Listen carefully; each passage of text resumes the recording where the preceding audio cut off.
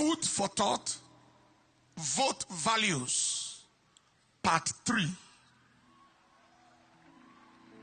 Now someone may ask, why food for thought? The reality is, we are gradually getting overwhelmed with the plague of thoughtlessness in our nation, in our generation. One of our close staff observed the other day that things we should think about in this nation are quickly turned into jokes, jesting. No action is taken. And the subject matter gets quickly forgotten and permanently swept aside. On the other hand, things that deserve no thought at all, that should be considered as frivolous and mischievous jokes from at times people of questionable sanity, are turned into subjects of discussion and distraction from core objectives at hand. Serious things are treated as jokes, and jokes are treated as serious things. It is the plague of thoughtlessness and disfocus that has bedeviled our land for a long time. But the fact is, there is a link between thought and result. Thought determines result. Quality of thought determines quality of result. If we must have quality results, we must think qualitative thoughts. The reason why we have not experienced much of qualitative results as a nation is because we have not embraced qualitative thinking as a people.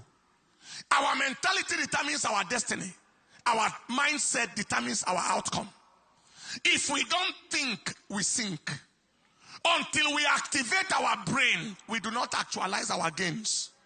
To change our season, we must change how we reason.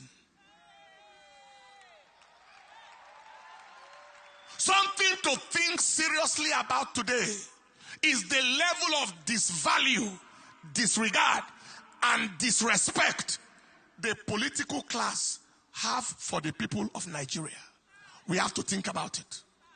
When the two major political parties in the nation made their choices of presidential and vice presidential candidates known, their lack of value, lack of regard, lack of respect for the Nigerian people was affirmed.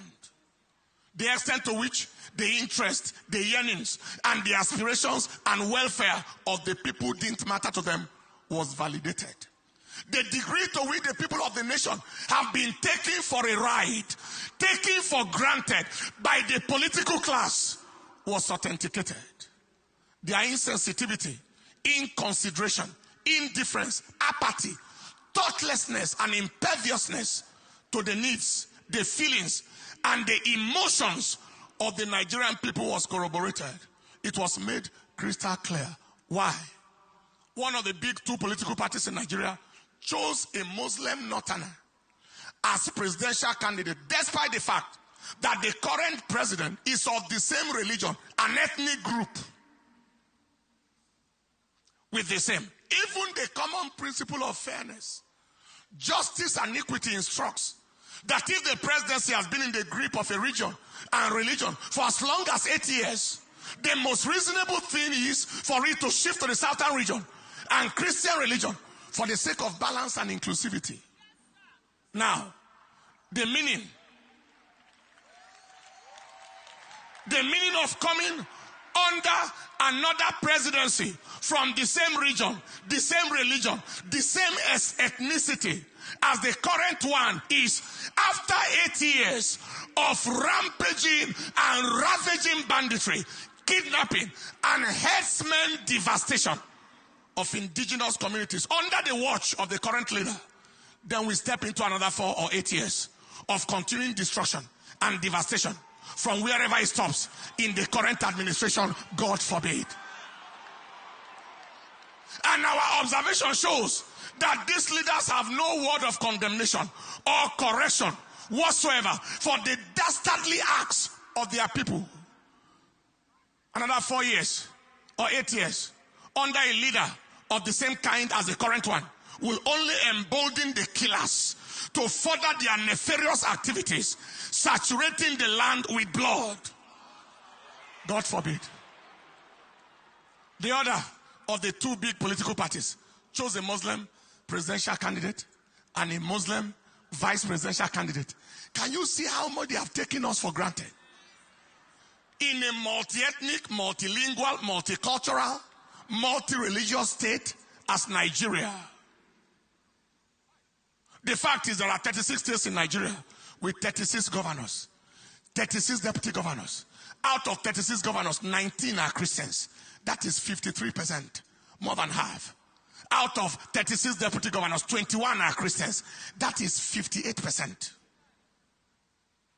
Beyond that, of the 6 geopolitical regions in Nigeria, there is an extremely massive Christian population in the South-South, Southeast, Southwest, North Central. That is already 4/6. Even in the Northeast, in Taraba, Adamawa, Gombe, etc., Christians are found in their numbers. Even in the Northwest, in Southern Kaduna, in Kebbi, etc. These facts do not in any way speak of Christianity as a minority religion in this nation. Not at all. In fact, Christianity is far, very far from being a minority religion in Nigeria. People will actually be shocked when a true and realistic census is done in this nation. Yet, Christianity is despised to the point where not one person could be found to be the running mate to a Muslim presidential candidate, despite such a very massive Christian population in Nigeria. Yet, Christianity has been the victim of relentless attacks on churches and communities. We have witnessed, especially in this administration, highly lopsided, nepotistic, ethnocentric, religiocentric appointments in all realms. The armed forces, the judiciary, the executive, the legislature, the civil service, all lopsided appointments, despite overwhelming Christian population in Nigeria.